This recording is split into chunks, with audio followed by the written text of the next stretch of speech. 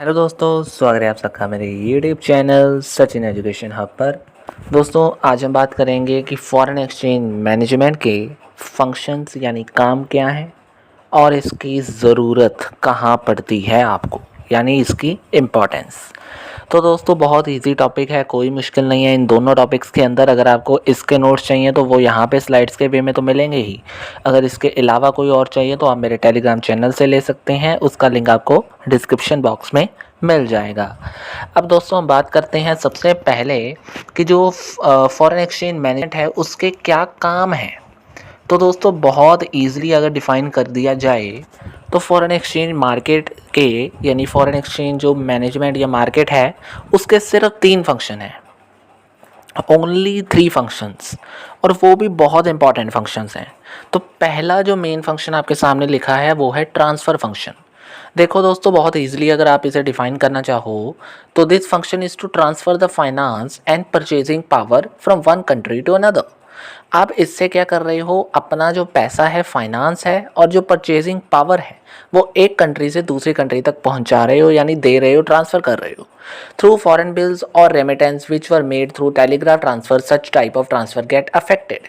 ज़्यादातर ये जो ट्रांजेक्शन्स हैं वो अफेक्टेड हो रही हैं आपकी रेमिटेंस या आपके फॉरेन बिल्स की वजह से, ठीक है। लेकिन ये चीज़ मेनली आपको क्या दर्शाती है कि जो फॉरेन एक्सचेंज मैनेजमेंट है या मार्केट है वो आपको क्या बता रहा है कि इसका मेन काम आता है कि इसने ट्रांसफ़र करना है किस चीज़ को, फाइनेंस को और जितनी भी परचेजिंग पावर है उसको। तो बहुत ईजिली आपको क्लियर हो गया पहला पॉइंट। दूसरा आता है क्रेडिट फंक्शन। अब दूसरा क्रेडिट फंक्शन क्या है, यानी उधार। अब आपने कोई बाइंग एंड सेलिंग तो करनी है, उसके लिए आपको ये तो है नहीं कि आपके पास पैसा, बहुत सारे लोगों के पास होता है लेकिन कई बार नहीं होता, तो आपके पास उधार लेने की फैसिलिटी भी होनी चाहिए। तो इसके लिए जो फॉरेन एक्सचेंज मार्केट है वो आपको मदद करती है कि to issue credit for the purpose of international trade. वो आपको उधार देती है इंटरनेशनल ट्रेड करने के लिए, ताकि क्या हो, ऑटोमेटिकली फॉरेन ट्रेड भी बढ़ेगा। उससे क्रेडिट फैसिलिटी नेशनैलिटी और इंटरनेशनैलिटी में दोनों तरीक़ों से हो जाएगी और आपका जो काम है वो अच्छे तरीके से हो जाएगा, यानी बाइंग एंड सेलिंग इंटरनेशनल वे में अब डन हो सकती है। अगर आप देखो तो बहुत इजी फंक्शन था, मेरे ख्याल से इसमें तो कोई प्रॉब्लम नहीं आई होगी। अगला जो मेन फंक्शन है वो है हैजिंग फंक्शन। वर्ड देखो दोस्तों, बस हैजिंग है यहाँ पे, बाकी उसका मतलब समझ आ गया, समझो फंक्शन हो गया ये भी। अब हैजिंग आपके सामने लिखा है, that is foreign exchange risk avoidance. Foreign exchange का जितना भी रिस्क है उसको भी कम कर देता है ये मार्केट। यानी ये जो मार्केट है ये आपको, जो फॉरेन एक्सचेंज मार्केट होती है इसमें बहुत ज़्यादा गेन या लॉस होने के चांस हो सकते हैं। क्यों? क्योंकि जो करेंसी है वो क्या होती रहती है, मे बी चेंज, मतलब चेंज होती रहती है, शिफ्ट होती रहती है। मैंने बताया था शिफ्ट होती रहती है, तो ऑटोमेटिकली उससे क्या हो रहा है, हाई वॉलेटिलिटी हो रही है, हाई रिस्क पैदा हो रहा है। हाई रिस्क पैदा होने की वजह से उसे रोकना ज़रूरी है, उसे हेज करना ज़रूरी है, यानी उसकी अवॉइडेंस को देखना ज़रूरी है। तो in case huge of the net claims और नेट लाइबिलिटीज़ हो जाती हैं, तो इसलिए जो पर्सन होता है वो अपने आप को बचाने की कोशिश में इस फंक्शन का इस्तेमाल करता है, अपने आप को हेज कर लेता है from this high exchange risk. ये भी आपको बस समझना है कि रिस्क की अवॉइडेंस करना, दैट इज़ कॉल्ड हैजिंग, यानी रिस्क से बचना। ठीक है जी, ये चीज़ होती है मेनली, एक रिस्क मैनेजमेंट फंक्शन आप कह सकते हो इसे। अब ये हो गया आपका। अब हम मेनली बात जो करने वाले हैं, देखो फंक्शंस हो गए, अब आपके सामने वर्ड लिखा आ रहा है किसका, दैट इज़ इम्पोर्टेंस का, यानी अब इसकी ज़रूरत कहाँ पड़ती है। तो ज़रूरत सबसे पहले दोस्तों देखो जी, आपकी ज़रूरत इसमें पड़ेगी help in maximising the earning. आप क्या कर रहे हो, क्रेडिट दे रहे हो, क्रेडिट से इंटरनेशनल ट्रेड बढ़ रहा है। इंटरनेशनल ट्रेड अगर ज़्यादा प्रमोट हो जाएगा तो किसका फ़ायदा होने वाला है, आपकी कंट्री का, की कंट्री का फ़ायदा होगा। ऑटोमेटिकली नंबर ऑफ़ कंट्रीज़ में आप अपना ट्रेड कर रहे हो, सब्सिडरी कंपनीज आपकी बन गई हैं, सब्सिडरी कंपनी से जो प्रॉफिट आएगा उसका बेनिफिट होने वाला है, ऑटोमेटिकली एमएनसीज से ज़्यादा बेनिफिट हो गया। तो ऑटोमेटिकली यहाँ पे आपको क्या नज़र आया कि अर्निंग्स कहीं ना कहीं बढ़ गई हैं। तो फॉरेन एक्सचेंज मार्केट की ज़रूरत कहाँ बढ़ सकती है, जहाँ पे आपने अर्निंग्स को बढ़ाना है, अपनी एमएनसीज की सब्सिडरी को फैलाना है और परचेज एंड सेल करेंसीज की ज़्यादा करनी है। ठीक है जी, पहला हो गया। दूसरा आपके सामने लिखा है that is planning foreign exchange requirement. जब भी आपने फॉरेन एक्सचेंज की रिक्वायरमेंट की प्लानिंग करनी होती है तो ये मार्केट आपकी मदद करती है। ये मार्केट वहाँ पे ज़रूरी है आपकी मदद करने में।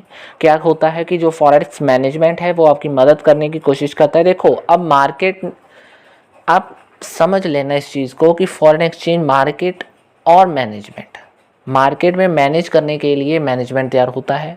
तो उस चीज़ को मैनेज करने के लिए जो मतलब फॉरेन जो मार्केट है उसमें मैनेज करने के लिए ये मैनेजमेंट तैयार हुआ है और ये कहता है कि ज़्यादा से ज़्यादा हम क्या करें, ऑप्शन फ्यूचर्स को इस्तेमाल करें। क्या होता है ये ऑप्शंस, आने वाली वीडियोस में आपको ज़रूर बता दूंगा। अगर आपको पूरी क्लैरिटी नहीं है तो उसमें हो जाएगी। तो ऑटोमेटिकली आपके पास ऑप्शंस बढ़ा देता है। तो उससे क्या होता है, आपकी जो प्लानिंग रिक्वायरमेंट्स हैं वो भी पूरी हो जाती हैं, प्लानिंग अच्छे ढंग से हो जाती है, एफिशिएंसी बढ़ जाती है। बहुत इजी था ये भी।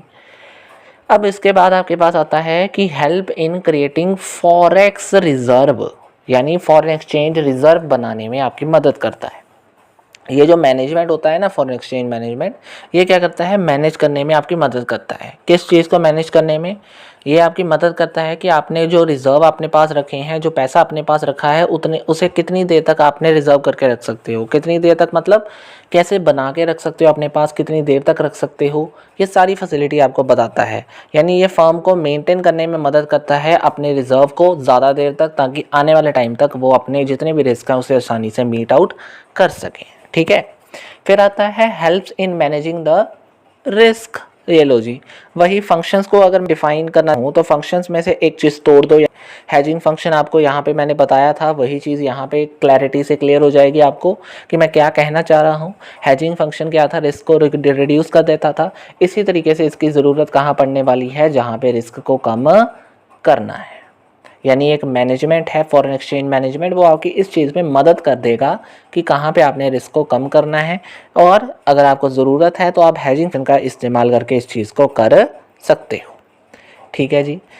ऐसे ही अब आपके पास जो मेनली अगर हम बात करें तो अगर आपने लिक्विडेशन बना के रखनी है, लिक्विडिटी बना के रखनी है, तो वो भी आपको यहाँ पे इन केस आपका ये मैनेजमेंट आपको बना के दे देगा। यानी लिक्विडिटी पोजीशन बनाने के लिए भी आपका ये मैनेजमेंट क्या है, आपकी मदद करता है, आपको हेल्प करता है कि आपने कितनी देर तक कैसे लिक्विडिटी को बना के रखना है, और हमेशा लिक्विडिटी बने रहे उसमें भी आपकी मदद करता है।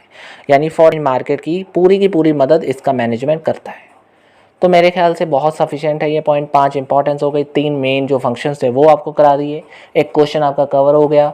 इंपॉर्टेंस प्लस फंक्शंस आपके यहाँ पे फॉरेन एक्सचेंज मैनेजमेंट के इस पार्ट में कवर कर दिए दोस्तों। पार्ट 1, 2, 3 जो भी आपके बने हुए हैं उसकी प्लेलिस्ट आपको लिंक वहाँ पे डिस्क्रिप्शन बॉक्स में साथ में दे दिया जाएगा। नोट्स भी वहाँ पे आपको टेलीग्राम चैनल का लिंक दे दिया गया है, आप वहाँ से ले सकते हो। तो दोस्तों आज की वीडियो में इतना ही है। वीडियो अच्छी लगी है तो लाइक करना मत भूलना, नए हो चैनल पे तो सब्सक्राइब ज़रूर कर देना। कोई प्रॉब्लम है तो कमेंट भी कर सकते हो। आज के लिए इतना ही है दोस्तों। Thank you very much.